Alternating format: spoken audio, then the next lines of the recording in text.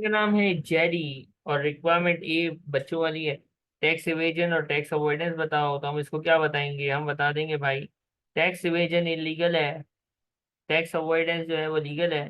तो हमें दो में नहीं से दो नहीं देगा, हमें डिटेल में थोड़ा लिखना पड़ेगा कि टैक्स इवेजन इलीगल है और इसका मतलब ये होता है कि टैक्स की लायबिलिटीज को अलाउड के अलावा तरीकों से रिड्यूस करना, जैसे फॉल्स इंफॉर्मेशन प्रोवाइड करना, फॉल्स इनवाइसेस करना, फॉल्स इनपुट टैक्स क्लेम करना, या इनवाइसेस को छुपाना, या अपनी इनकम को रिड्यूस कर देना।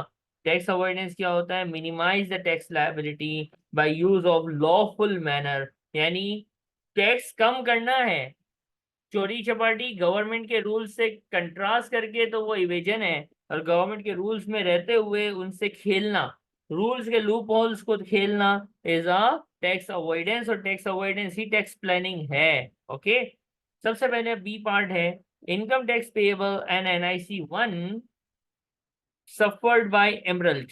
Emerald Emerald Emerald Emerald question हमने पढ़ लिया है, लेकिन मैं पढ़ देता हूँ। JD is self employed and normally subject to income tax at a higher rate of 40%।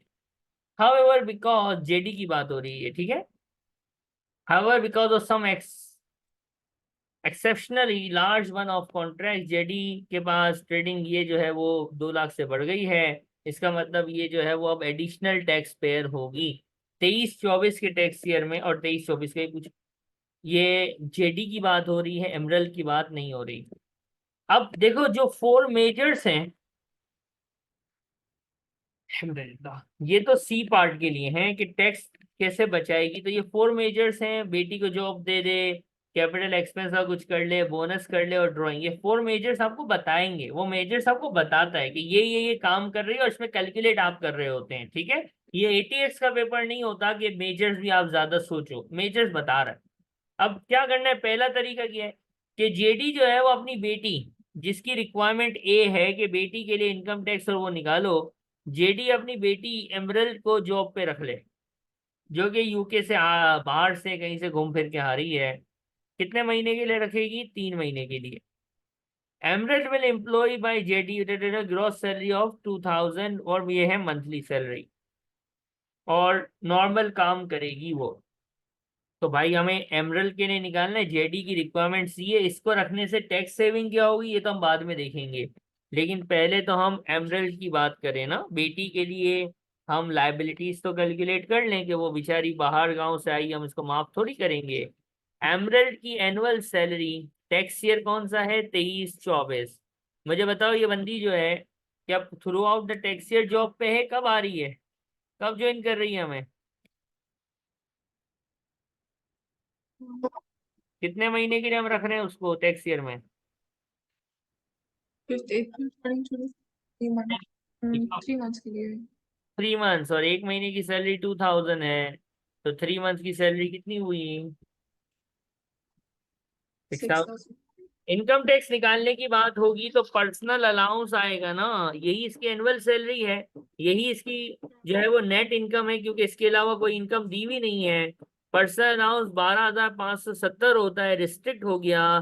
खल्ली वल्ली, नो टैक्सेबल इनकम, यानी एमरल्ड की कोई टैक्सेबल इनकम नहीं है। तो ये जो पहला रिक्वायरमेंट का पार्ट है इनकम टैक्स पेएबल, तो हम लिखेंगे इनकम टैक्स पेएबल इज 0। ये 0 लिखने का मार्क मिलेगा भाई, सही है, ये 0 लिखने का मार्क मिलेगा, ठीक है। ये आधा मार्क मिल गया आपको, 0.5 मार्क्स मिल गए आपको, ये वर्किंग दिखाने के, क्योंकि उसने इनकम टैक्स स्पेसिफाई करके पूछा था।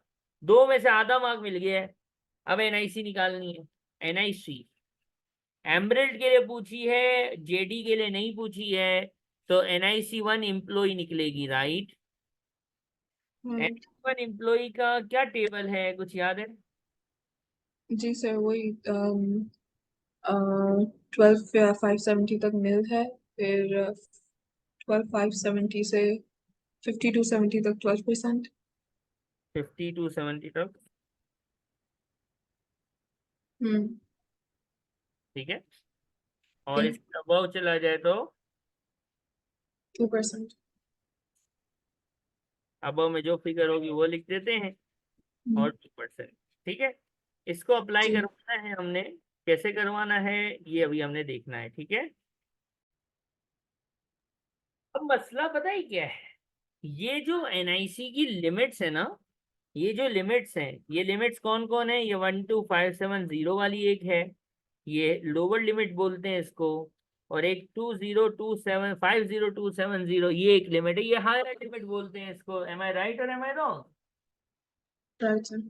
मसला पता है क्या है, मसला कुछ नहीं है, बस मसला ये है कि ये जो एमरल्ड है ये पूरा साल तो मेरे पास थी नहीं, she is only hmm 3 months, right. Hmm तो एनआईसी में पूरे साल के हिसाब से थोड़ी ले सकता हूँ।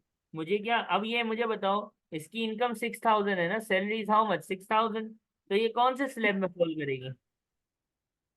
फर्स्ट वाले में।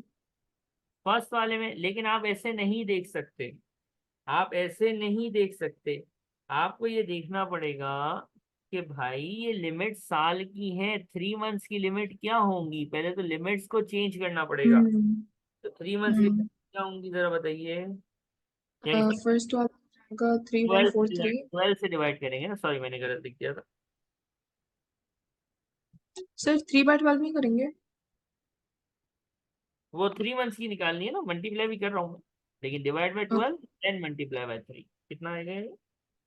12,570 का आएगा 3143 three one and 5070 times 3/12 is 12,568. अब जरा ध्यान से देखना, जहाँ पे ये 12570 इसकी जगह में क्या लिख दूंगा, 314। 31 am I right, am I clear? yes और जहाँ पे ये 50,000 है वहां पे मैं लिख दूंगा 12568। M I right? right ये बंदी कितना कमा रही है, जस्ट 6000, तो ये हम्म मेरी ये वाला और ये वाले स्लैब तक जाएगी, राइट, यानी ये जीरो है। right और ये 12,000 तक की लिमिट है, लेकिन ये 6000 तक है सिर्फ, तो 6000 माइनस 3143 का 12% कितना आता है? 343 343, और इसमें कुछ नहीं गया, three hundred hmm forty is N I C one for employee. यहाँ पे एक क्वेश्चन बच्चे करते हैं, सर यहाँ पे 12576 लिमिट है तो आपने 6 क्यों लिया? इसका जवाब क्या है बेटा, वो कमाई कम रही है। यू हैव अवेलेबल टिल 12,568 से 3143, ये रेंज आपके पास है। अब वो बंदी कमाई 6000 रही है, तो 6000 माइनस 3143 इंटू 12%, ये NIC1 आ गया। इसमें कोई प्रॉब्लम है तो बताइएगा। ये है 2 मार्क्स का क्वेश्चन। जुल्म है वल्लाही, एग्जामिनर ने जुल्म किया है, 2 मार्क्स इसके नहीं बनते, लेकिन क्या करें, है तो है। प्लानिंग का क्वेश्चन, 4 मेजर, सब बच्चे सोचने लगते हैं 4 मेजर कौन से होंगे, हम खुद सोचे ना बाबा, ये ATX का पेपर नहीं है, टेक्स का पेपर है। मेजर्स आपके सामने है, आपको बस कैलकुलेशन करनी है कि ये 4 काम कर रही है, देखो लिखा हुआ भी है कि 4 मेजर्स, ओके। तो हम क्या करें, करूं क्या? तो भाई बात सुनो, हमें निकालनी है सेविंग्स ना, टैक्स सेविंग निकालनी है। अब किसके लिए निकालनी है, अब हमें निकालनी है जेडी के लिए। मेरी बात गौर से सुनना और आप एग्री करेंगी या नहीं, लेट्स सी। कि भाई अगर बंदी इसको एम्प्लॉयमेंट, एम्प्लॉयमेंट ऑफ डॉटर, अगर मैं बेटी को रखूं जॉब पे, तो जो सैलरी है, सैलरी, ये अलाउड एक्सपेंस होगा। अलाउड एक्सपेंस होगा, अलाउड एक्सपेंस का मतलब मेरी इनकम को क्या करेगा, कम करेगा। जी सैलरी दूंगा मैं इसको, 2000 इंटू 3 ना, कितना निकाला था, 6,000 6000, जी ये हो गया। मुझे इसको सैलरी देनी पड़ेगी और 2000 में इसको दूंगा, तो ये मेरी इनकम को कम करेगा, अल्टीमेटली मेरे लिए टैक्स सेविंग का सबब बनेगा। आई एम 45% टैक्स पेयर, ये मुझे सवाल में शुरू में कह दिया है कि ये 45% वाली एडिशनल बैंड वाली बंदी है, राइट। राइट तो मैं जो भी अब सेविंग वेविंग निकालने वाला हूँ उससे मुझे ये काम होगा, M I right? Right sir अब और क्या होगा, और क्या सेटिंग बनेगी, बेटी को जॉब पे रखा, इसका मतलब एक हम्म एम्प्लॉय, राइट। राइट एम्प्लॉय को रखा, पैसे बच गए, और क्या होगा सोचो।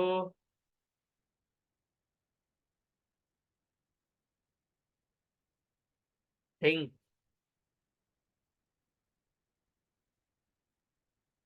कुछ और। जब ये सैलरी खर्चे को बढ़ाएगी, तो एक बात बताओ, खर्चा बढ़ेगा तो ट्रेडिंग इनकम कम हो जाएगी कि नहीं हो जाएगी? हो जाएगी। जब ट्रेडिंग इनकम कम हो जाएगी तो कोई ना कोई फायदा होगा।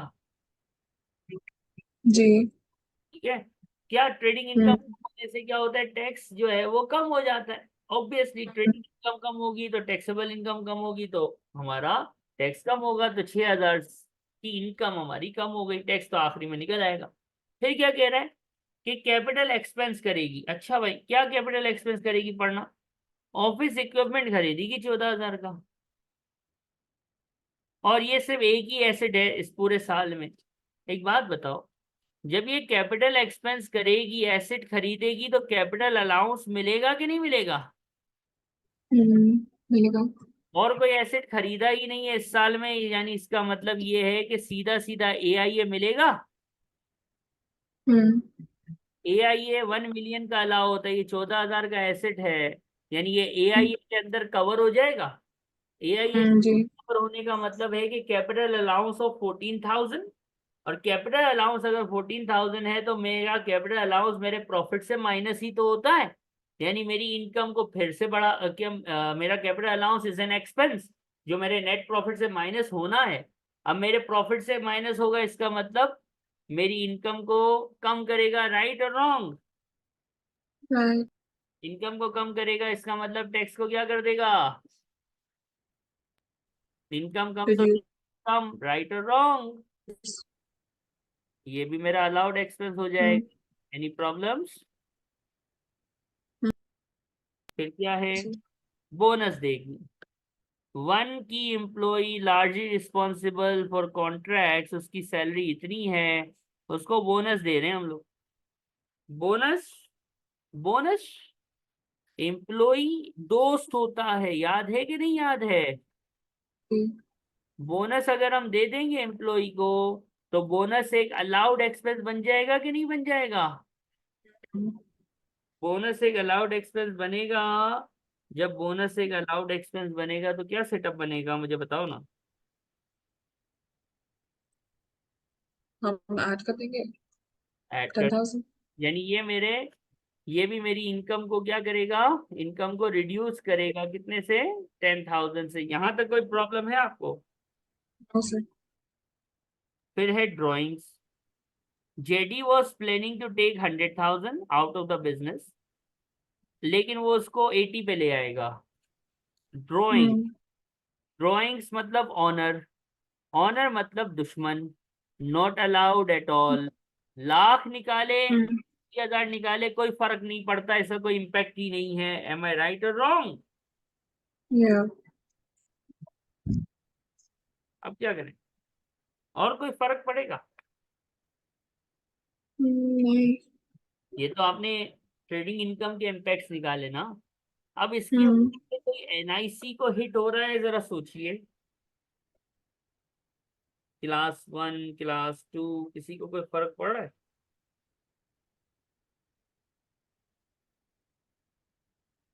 हम्म।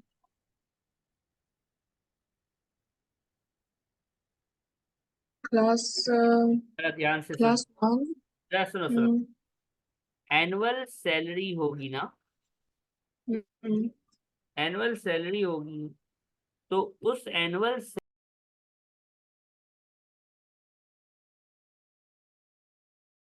सैलरी अगर हम अपनी बेटी को देंगे, तो NIC 1 एम्प्लॉयर आएगी कि नहीं आएगी? जी। डॉटर को अगर हम देंगे, ठीक है ना, बेटी को, तो NIC 1 एम्प्लॉय वाली का तो हमसे कोई ताल्लुक है नहीं, एम्प्लॉयर वाले का JD से ताल्लुक है। एनुअल सैलरी पे अगर एम्प्लॉयर जो है वो एम्प्लॉय के लिए NIC 1 एम्प्लॉयर वाली देगा, तो ये भी तो एक अलाउड एक्सपेंस होता है कि नहीं होता? ये भी तो अलाउड एक्सपेंस है, ये भी अलाउड एक्सपेंस है। और हम्म। जो हम की स्टाफ को, अपने एक चीते को, जिसको हम क्या दे रहे हैं, बोनस दे रहे हैं। बोनस देना, bonus is a part of annual salary, bonus part है सैलरी का। तो अगेन सैलरी चेंज हो रही है, सैलरी बढ़ रही है, एनुअल सैलरी बढ़ रही है, इधर भी बढ़ी। इधर बेटी को नया नया हायर किया तो डेफिनेटली सैलरी बढ़ी। तो NIC 1 जो एम्प्लॉयर वाली है उसका कंट्रीब्यूशन यहाँ पे भी बढ़ जाएगा। एम्प्लॉय के लिए कुछ भी पे करो वो अलाउ है, एम्प्लॉय दोस्त होता है, वो चाहे NIC ही क्यों ना हो वो भी अलाउड होगी। तो हमें दो NICs भी कैलकुलेट करनी पड़ेंगी। अब ये NIC 1 एम्प्लॉयर वाली है। एम्प्लॉयर वाली NIC का क्या फॉर्मेट था अगर मैं याद करूं? सर पहली uh, स्लैब 9100 से जीरो वाली है, उस पर तो कुछ नहीं होता, तो उसको लिखने की भी जरूरत नहीं है। ठीक है, अब उसको क्यों, मैं जीरो वाली को क्यों लिखूं, टाइम जाएगा। अगले अगली क्या थी, अबव -9100, राइट। और कितना परसेंट था, 13.8%, एम आई राइट? right. अब जरा ध्यान से बात समझिएगा, बेटा बेटी को भी छोड़ दो, ये की एम्प्लॉय की बात करता हूँ मैं। की एम्प्लॉय, जो की एम्प्लॉय है, सही है, उसका क्या सीन होगा, उसको कितना बोनस दे रहे हैं, 10,000। दस Right.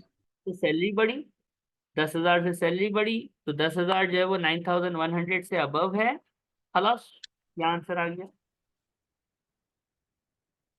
900 into, It's 124.2.